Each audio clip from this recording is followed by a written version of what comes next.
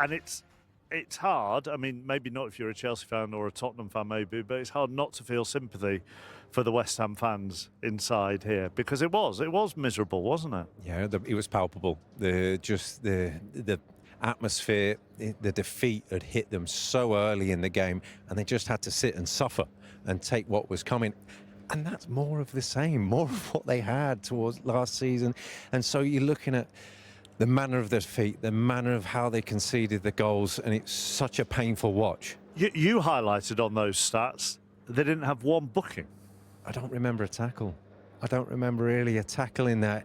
Agar getting tight for the goal they scored, and then from about it, the pitch just seemed huge. It's a vast area to cover. It was made bigger by Chelsea. It was made bigger by the lack of energy in the West Ham side. Absolutely. I think that's the most damning statistic there. You've got to make tackles. You've got to make challenges. You've got to get after people. It was miles too easy for Chelsea. That's 8 goals in 2 games they've conceded. I look at that squad, and I know we're only 2 games in, but that's a squad that's going to be a relegation fight, unless they give some some help to the manager. They need 4, 5, 6 new signings, because it's not like for Graham Potter now, he can look at that squad and go, right, well, I'm going to change 4 or 5 players, going to make a massive difference. It won't. They haven't got the quality. You only look at really Paqueta or Bowen, someone who's going to do something different. Callum Wilson obviously is going to have an impact this season, but defensively today, I've seen some defending in my life. That was as bad as it gets. I highlighted Todibo, I highlighted Wan-Bissaka at half-time, defending the back post with a bit of desire, a bit of know-how, checking your shoulder, making sure you're in a good position to defend. It was so poor. It was by the time it got poor. to 3, and we got to the second half, did you feel like half that defence didn't know whether they were coming or going? Confidence is low. Let's be totally honest. But I know it sounds like with 2 games, the goalkeeper doesn't make it any easier. He's having a really difficult time. You know, he comes out, he flaps at one, just after half time.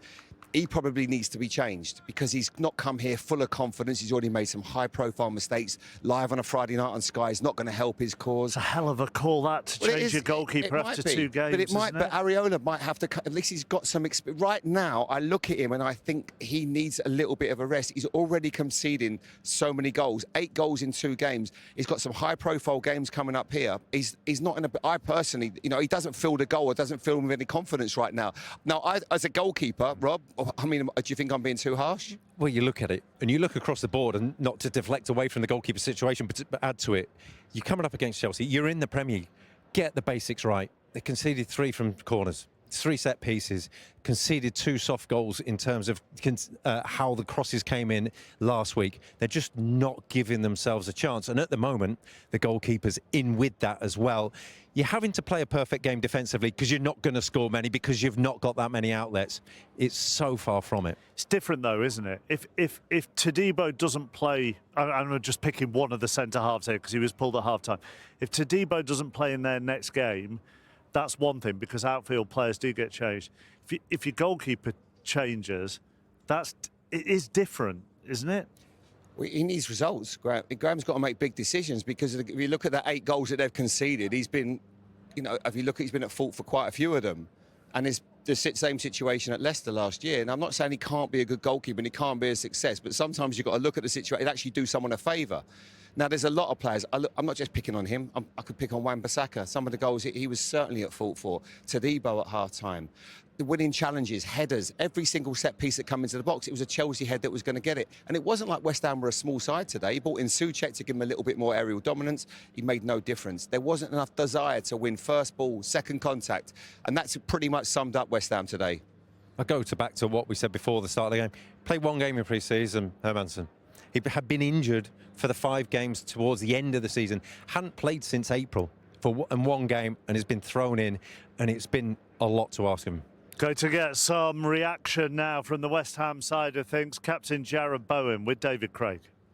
Jarrod, first of all, thank you for shouldering your responsibility as captain and coming out. These moments are always very difficult for everybody involved with the club. Can you just talk us through those emotions from your perspective at this moment? I think you can probably imagine. Fuming, disappointing, all the emotions that come with being on the back of conceding 8 goals in 2 games and not picking up a point yet. Yeah, just I think they got ourselves into a really good position at 1-0. And then I just thought the goals were really cheap on our behalf. We didn't really make them work for loads, 3 from set pieces, which we've always prided ourselves over the years. And a couple more finishes inside the 6-yard box. So I think we kind of gifted the goals away, and you do that against any opposition. We learnt that at Sunderland last week, and we've learnt again tonight. You mentioned those lessons at Sunderland, and then again you're repeating the same mistakes tonight. What does that come down to, Jarrod? Is that collective responsibility? Is it individual responsibility? How does it pan out? It's a collective. We're out there on the pitch, and when things are going well, it's easy to get individual awards and what have you. But I think when things aren't going so well, you have to point the finger at every single person, because we're out there on the pitch. It's not defenders defending well enough. It's not midfielders. It's strikers as well. Maybe not pressing as well as we know that we can do. So I think it's definitely a whole. I don't think it's, especially in a moment like this, to be individually and pointing fingers. We have to all look at ourselves, take the responsibility of where we are right now. You talk about pointing fingers. Clearly, the managers always come under pressure after results like this. But is this something that the players need to sort out amongst yourselves? Is it one of those moments where you lock yourselves in the dressing room away from the coaching staff and have some honest dialogue? Yeah, I think we have to. We have to look at ourselves, because ultimately managers come in, but the players are out there, playing on the pitch. The manager can't influence that. That's down to us. You have a plan, but football has always been football. It's keep the ball out of your net and score in the other net. And basic football, I don't think we're doing very well enough. Well, I can tell you that because we've conceded 8 in 2. So we have to look at ourselves. We're the ones playing out there. Obviously, myself as captain, I'm firstly fuming with the first couple of weeks, and I share that responsibility, and that's down to me to get a reaction out of everyone. Jarrod, as always, you're very honest, and listen, there's no doubt there's ability in this West Ham team. You're clearly one of those people that possesses it. When fans hear you talk about the basics, they'll be worried. From a player's perspective, why can't basics be done sometimes? I mean, ultimately, talking about the fans probably don't want to see me out here speaking about different things. They want to see it on the pitch, and I agree with that. I want to see it on the pitch as well. But you look at basics, and it's you get yourself into a great position in the game. You feel like I think the first goal came from Nayev stepped in and pressed, and we got a press really well. And like I said, then they get a goal from a set piece, which is okay. Then we get a goal and it gets disallowed. But then I think they went 2-1 up after about 17 minutes. So there's still a long, long way to go. So in those difficult moments, you still have to just know that you're still in the game, stay in the game. And, this is the Premier League. You're going to have those moments where you're under pressure, but you're also going to have your moments where you're going to have the play as well. But, when you concede 5 goals, that whole thing is out the window. Then it's, don't be embarrassed, conceding 6, 7, 8. Just finally, time now between now and the next game. What has to happen? I think everyone's got to look in the mirror, brutally honest. I think everyone has to. I think when you're sat in this position that we're doing, you have to look at yourself in the mirror, have some honest conversations with yourself, have some honest conversations as a group, which will be happening. And we have a cup game on Tuesday night, which is, full focus to that, because that's an opportunity for having a good cup run as well, which I think you always look forward to. And then we go to Nottingham Forest a week Sunday before the international break. So that international break can be a long, dark place if you're going into it 3 defeats in a row. So we have to have a reaction. We know that. I know that, and now we have to face the music, which will come over the next few days. We have to be brave to deal with that. And then ultimately we have to look at ourselves and put it right on the pitch. That's the only way this is going to change. Jarrod, we really appreciate you coming out. Thank you. Thank you. He's quietly annoyed, isn't he? If you're Graham Potter, what are you doing now? Reading the right acts. Are you? Yeah. It's just so far from good enough. That, and Jarrod, you can see it's pretty somber, but internally absolutely raging. And you just look, and he's right. The goals they concede, how they've gone about it, the energy that's not there in the side, and already you're going to be worried. You're going to be worried in the side. You're going to be worried about how the fans are going to respond in the next game. And it's such a long time. It's such a long time to wait. It feels like, Tuesday's coming. You've got to sit and we'll live through this for the next few days. And it is a brutal experience. And for Graham Potter, it's going to be even longer. Yeah, I'm not sure I see him as that sort of guy. I don't see him as a sandwich thrower or throwing the teacups or anything like that. I think he's just going to be like, OK, we've got to find a way. We've got to pick ourselves up. We're going to have to work hard in training. I think he's got to have some dialogue with the owners here. He needs help. If I'm Sunderland, Burnley, Leeds, I'm looking at West Ham tonight and thinking they're the ones. They're the weakest in the Premier League that we might be able to catch. Now, it hasn't happened over the last few years. The three teams that have come up have normally gone down. But I look at the three teams, they should be looking at West Ham and going, right, we're going to be after you this year, because the confidence is so low. And we're talking 2 games into the season. I know it can sound like it's crazy, but it's not just the performance. You just get a feeling, don't you? You get a feeling, and you get this. I look at the squad, you know, and the manager's maybe not coming in with like an abundance of confidence. There's not a lot of belief with him either right now. We're here. But I also have an element of sympathy. When I look at the goals and I look at the defending, I think, what can you do with that? What about possible? What about when you and we've mentioned this all evening? What about when you look at the business, okay, and the transfer business they've done? I mean, it's probably not a fair comparison with their opponents today, who've spent the best part of £270 million, but admittedly have brought in £230 million. That is the gulf in what West Ham have done compared to what Chelsea have done. And the Todibo one was already pre-agreed because there was the obligation to buy. So it's 2 wing-backs, a goalkeeper, and a striker on a free from Newcastle. Yeah, and I wasn't a massive fan of Todibo on a loan, let alone buying him for £35 million. And then you obviously get rid of Kudus, who's one of your X factors here. Of course, you have to give Diouf a bit of time. He's got to get used to the Premier League. So that was one we have to be, reserved on. Hermansen's had a really difficult start, and hopefully he gets better and things start to improve. But Kyle Walker-Peters on a free transfer, Callum Wilson, I think, is a really good free transfer. But when I look at the players there, who's going to get you off the edge of your seat? Who's going to do something? Who's going to light the spark? And that's what's really a major problem when I look at that squad. I know, actually, you look at the outs more than the ins. Yeah, and I look off the pitch as well as on it. And you look at the guys who've walked away from here.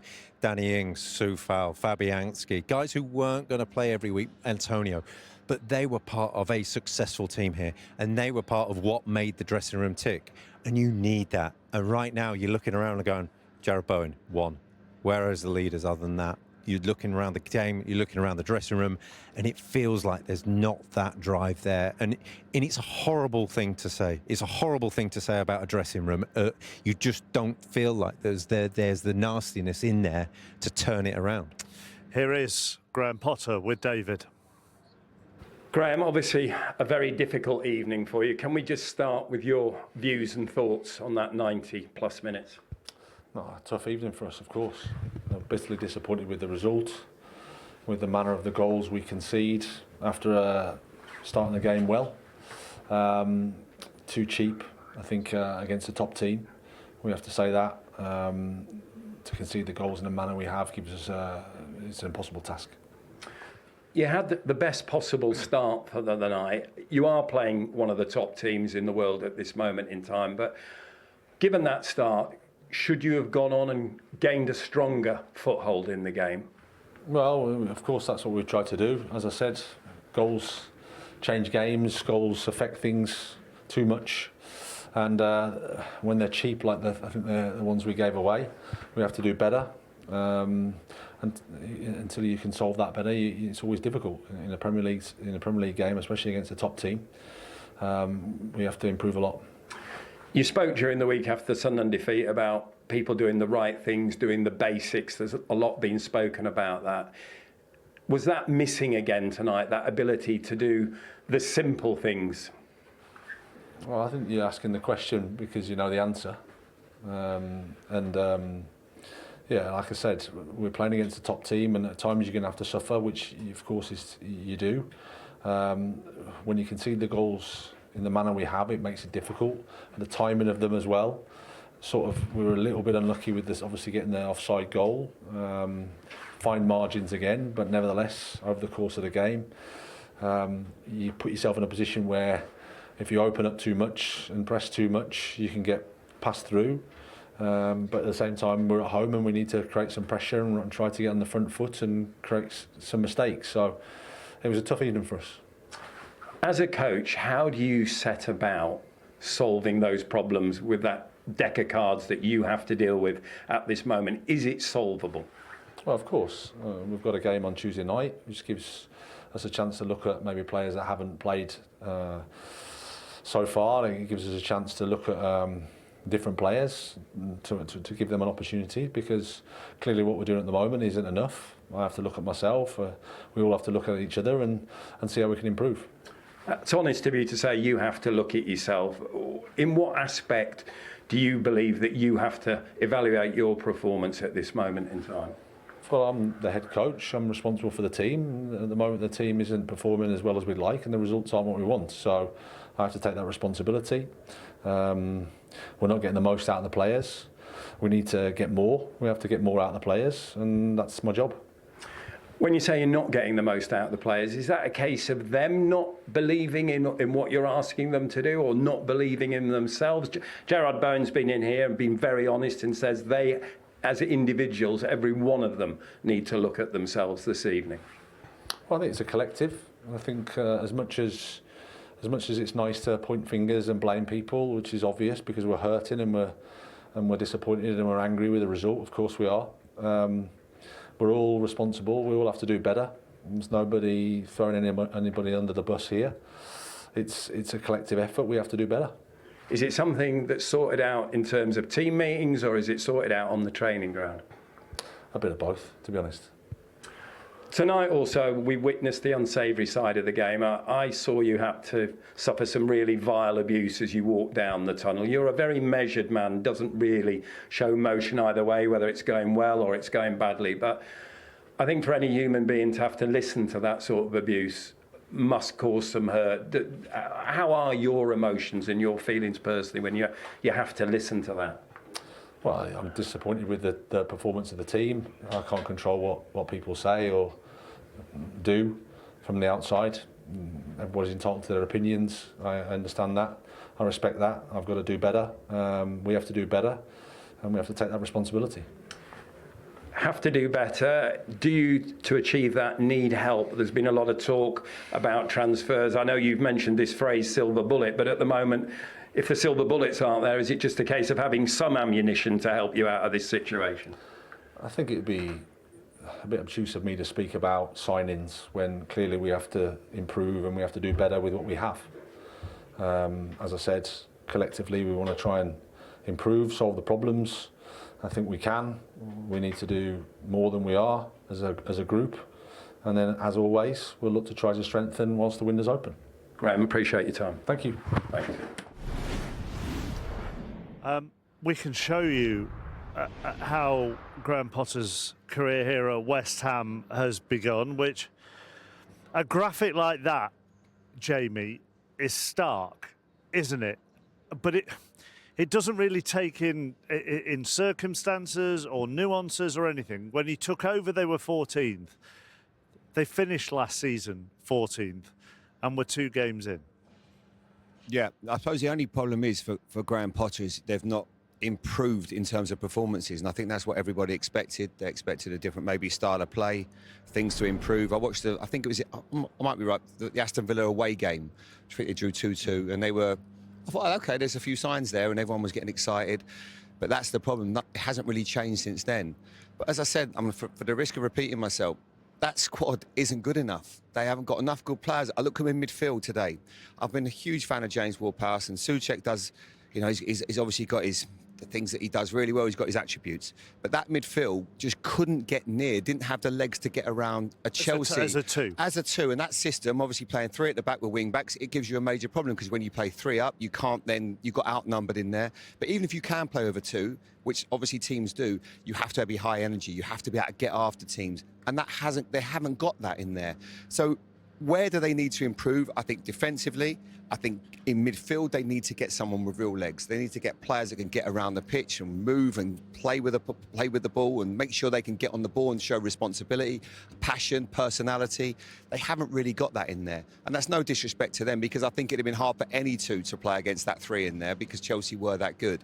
But they need to get numbers, need to get more quality into the building. Otherwise, this is going to be an incredibly long season, and there'll be, unfortunately, and we're talking 2 games in, there'll be other managers coming in here, and that's not always the answer.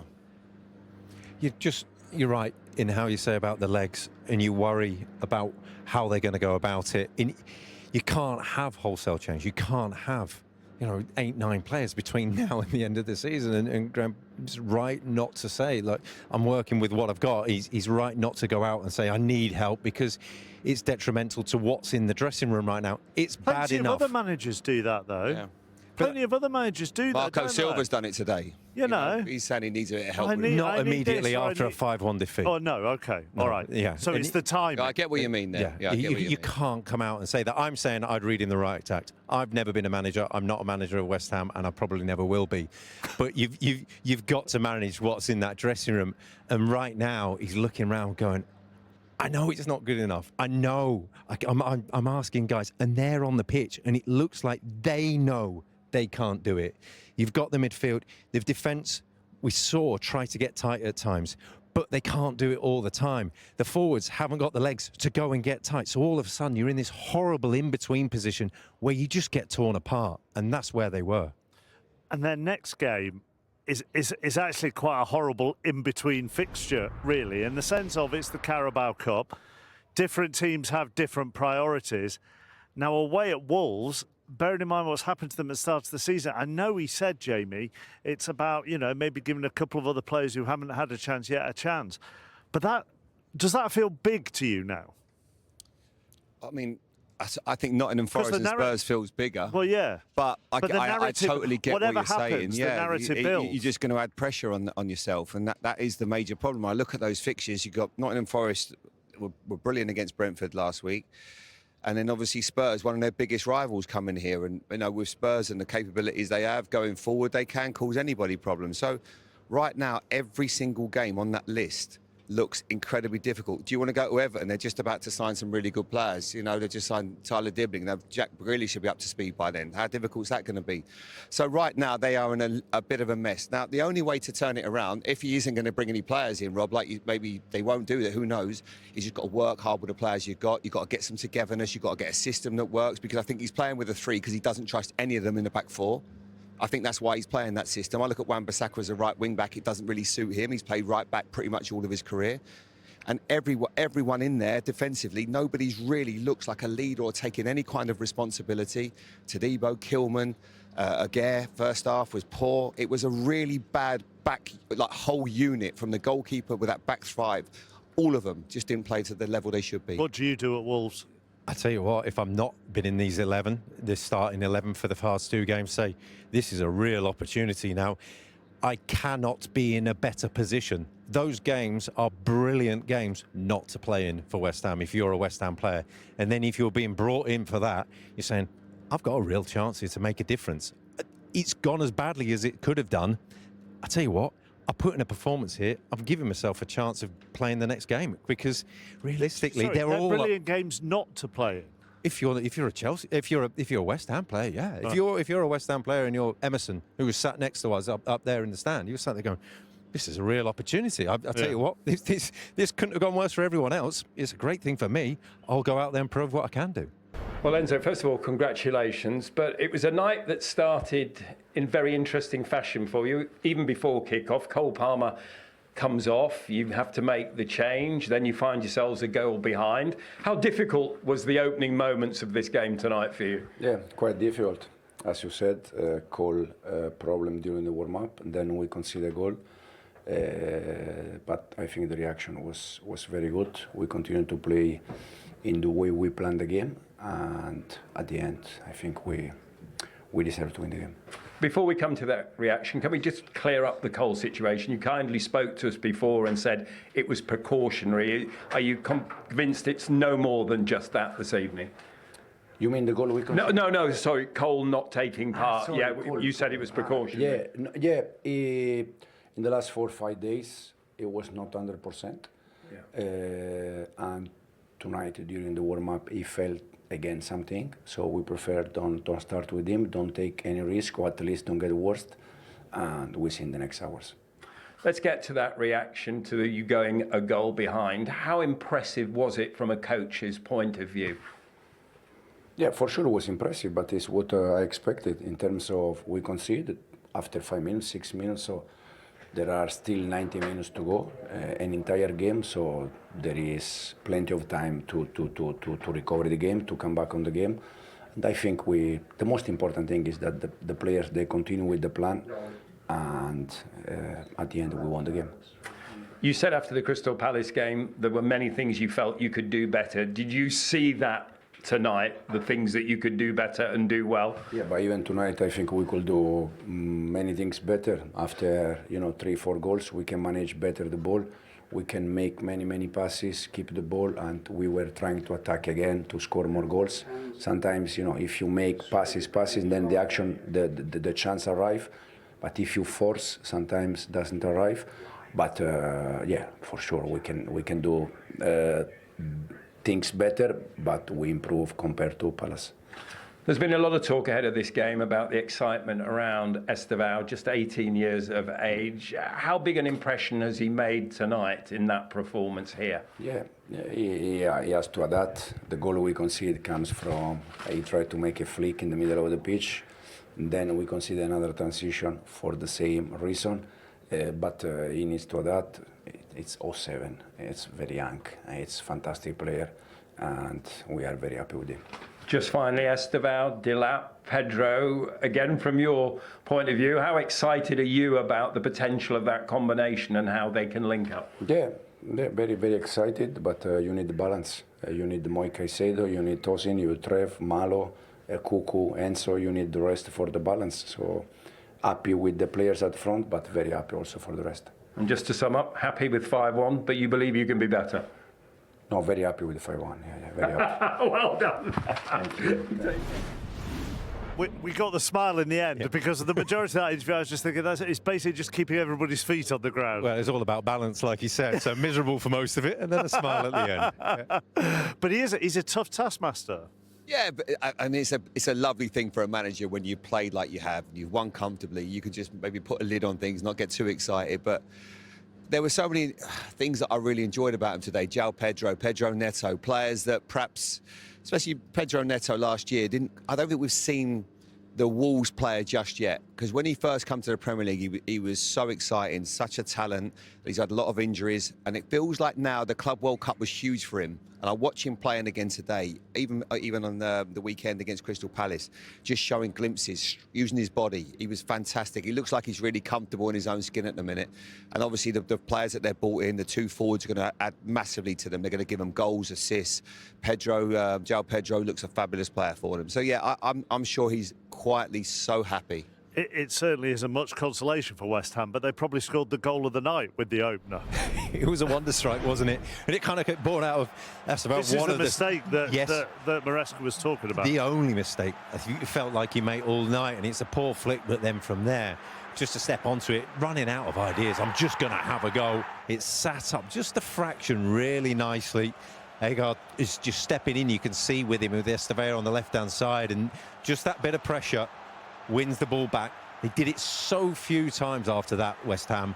And we just watch Robert Sanchez's feet. That little step to the right is where the ball's travelling. New balls in the Premier League this season. Goalkeepers are still trying to get used to them. You see that step, that movement, that brings in the top hand, because he can't go with his left hand because it'll end up as a strange little wave. And so he's trying to get some momentum into the dive to go with his top hand. You're looking at me with a withered look. Someone sitting at home, maybe on their third glass of red wine, thinking, is he really gone with the ball on the second weekend as a reason? He's travelling about 70, 75 miles an hour in one direction. You take one step, it changes direction. It's still travelling about 75 miles an hour. It's nigh on impossible. If that hits someone, and you say, oh, it takes a deflection, it answers everything. It doesn't hit anybody, but it still deviates. Absolutely. I'm with you, Rob. It wobbles, it dips, it moves in the air, and there's no doubt at all this ball will move more. And I think that can only be a good thing. We're going to see. Why is there no doubt that it's going to be more? Because you can see it there, and I've spoken to a couple of goalkeepers that have been using it, and they're saying even in training they see it, and next thing it wobbles away from you, and that's probably a good thing for we're going to see more goals because of it. I know Mikel Arteta didn't like it last year in the Carabao Cup, but I think there's going to be a lot of goals with this ball. Make no mistake, because it definitely, you can see it there. It moves, and if you're a goalkeeper, 1 minute you think it's going to come this side, and then all of a sudden it comes the other way, and it has that capability. I think it's going to be good. We're going to see a lot of goals from distance. So will goalkeepers get used to it then, or is it something they have to accept? You have to accept. and then you learn the movements that it does do. So shots from distance, we used to play with one brand of ball and it would only dip. There was another ball that you play with on a Tuesday night, and it might rise as well as dip. Remember was it the Jabulani? Yeah. Were you there then? That was my World Cup. Yeah, so that was we all had a nightmare that World Cup with the ball. But so you've just different brands. You play with a different brand for every competition. Is something the characteristics you've just got to get used to. They haven't faced a shot like that so far this season. Okay, so a ball isn't a ball, isn't a ball. A ball's definitely not a ball. A ball's definitely not a ball. Depends on the brand. Let's look at the Chelsea equaliser. We spoke to Mark Cucurella about his near post flick on. Yeah, I mean, this is something that obviously worked, and he said they did it in the Club World Cup. He goes there, he goes short, and then what he's trying to do is just to make sure that once he gets back into, he just gets past the 6-yard box, knowing that he's in front of Paqueta, then you're asking Pedro Neto to deliver it.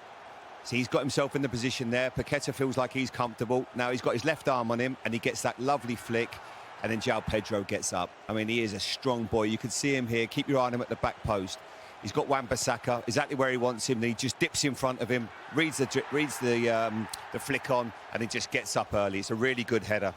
He was excellent tonight, wasn't he, João Pedro? He was fantastic, and he's just a little adjustment in position, the understanding of where to go, how to go, the nous, the know-how of where to get to on the pitch was vital. It's a fantastic second goal as well, in terms of the delivery, in terms of the timing of the run again. But Jamie, you've picked out some of the players for the actual defending as well. Yeah, I mean, I'm just saying number 29, Wan-Bissaka at the back post. It's like he's surprised that there's somebody behind him. I just find it incredible that he doesn't realise what the situation is and that he's going to actually follow him in. You can see that he's playing as a wing back there. Then he gets himself in a position. I'll go, OK, check your shoulder. Look what's behind you. And he doesn't. And then he's like, oh, here he comes. There's a player. I didn't realise there was another player on the pitch. It's such poor defending. What I will say is it's a lovely finish. He just guides it into the net. And that just shows you the form that he's in. And then again, poor defending. This time, I'm going to look at Aguero. He goes in. He goes to press him. Then why don't you follow the next ball? No, he lets him run off him, Estêvão. Too easy. Great piece of play, I must admit. Beautiful feet. Gets it across the back post. Wan-Bissaka and Tedido at the back post. Not good enough again, Rob. Does any of the Aaron Wan-Bissaka situation come at all in the confusion between being a wing-back or a full-back? Not in these situations. You've got your instincts. You know. The last line, you've been breached. They're behind you. Get back, defend the goal. That's your initial instinct. Then where's your man? Well, he's done neither. He's not got back in front of the goal, and he's not found his man. So it's cost them twice. I think as well. I think for the other goal with Tedido, as that ball is coming into the box, you sort of have an understanding of their making midfield runners. And Enzo Fernandez made countless runs. So you have to be so aware of that. But if you're a back three and you got your eye, you can see the cross coming in, you have to be checking there. And he just lets him run in behind him and doesn't once do anything about it. And it's just like, you're an experienced player. You just paid £35 million on you.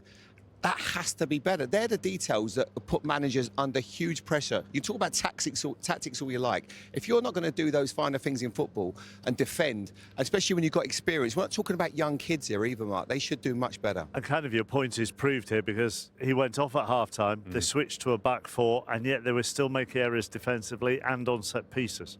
Yeah, and it was the basics, wasn't it? And this was probably the most basic of the lot. Matt Hermansen defending him before the game. It feels like his confidence has gone a bit. He gets dragged in with Delap. You just see drifting off his left shoulder, and he'll just get preoccupied with him, and that drags him out of position.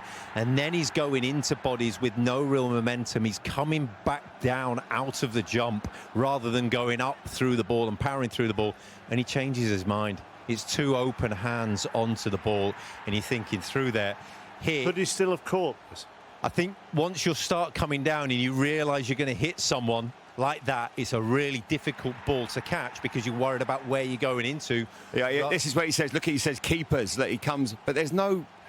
Roy Keane said something the weekend. I don't know what you feel like for a goal. He says you've got to come with a bit of violence. You've got to command the area. He just doesn't do that, does he? You go through the ball. You go through it and you attack it, and he's coming down, and from there it's a panic, and it's rather than a one fist or a punch, it's two open palms, and it's just not good enough. I mean, what you would say is it's obviously it's his fault, but actually Caicedo is left alone as well to finish it. Yeah, and he's on the edge of the box to start with, but again, it's a really good finish, but we're so sort of obviously obsessed with what West Ham United are doing from their defensive positions. But it was a really good finish. But Caicedo just comes into an area, just breezes in there. But you have to win the first balls. It's not like West Ham are a small side either. You brought in Souček, as I said before, to give you a bit of height, but they just didn't deal with any. No one. They didn't just deal with a problem. They didn't have to show enough responsibility to deal with it. 5 goals, 5 different goal scorers. Chalobah got the 5th. Again, I mean, this is just a complete mix-up because they do the same set-piece detail here.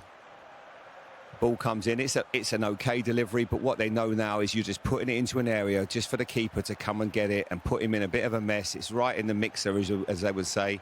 You don't win that ball. And again, Chalobah, it's just too easy. People falling on the floor. I mean, that's when you see a weakness as well, Rob, isn't it? Yeah, and you look at Delap again. Go stand in front. Make it as hard as possible. And to be fair to him, he's doing the brave thing, Hermansen. He's trying to come and win the ball, trying to help his team out. They're 4-1 down after under an hour. There's no chance he's going to win that. It's such a congested area. And from there, it's a bun fight. You're just looking, hoping that someone makes contact. One of your teammates bails you out, and they don't. And it's just compounds what is a really, really disappointing night. And the final thing from a Chelsea perspective is we talked about the disappointment of Cole Palmer in the warm-up, but how exciting it was going to be to see Estêvão, and he didn't disappoint. Yeah, he's a lovely footballer, the kid. And his defence, in the first few minutes when he came on, the ball gets played into him, he tries that flick, and it was like, OK, this is fast. This is the Premier League at its best. You're away from home. You've given away a goal. Sometimes a young player can go under. They can be like, well, I don't want it anymore. But he never. He kept wanting to get on it. He showed great ability, lovely dribbling skills. He's got that effortless grace and poise and balance. No, I was very impressed with him. And, you know, it's not easy coming here, as I say, because you don't even think you know you're not starting the game. You've been probably told at 12 o'clock, he's read out the team. Then you get told with 5 minutes before, you've got to go on. And he did some lovely bits today, Rob, didn't he? Well, he played. It looked like he played where the shirt didn't weigh anything. And there was no expectation. There's a real freedom. And the brilliant thing of, you know, having my time at Chelsea, you play with so many international players and the different ways they approach the game, going into the game on the team bus. Brazilian players, it's like it's a party. It's there to be enjoyed. Let's go play football. The excitement's there. Let's go and enjoy it. Oh, then you've got the serious players and players who just need to get in the right frame of mind. He looks like it's just a joy to play and just go out there and express yourself.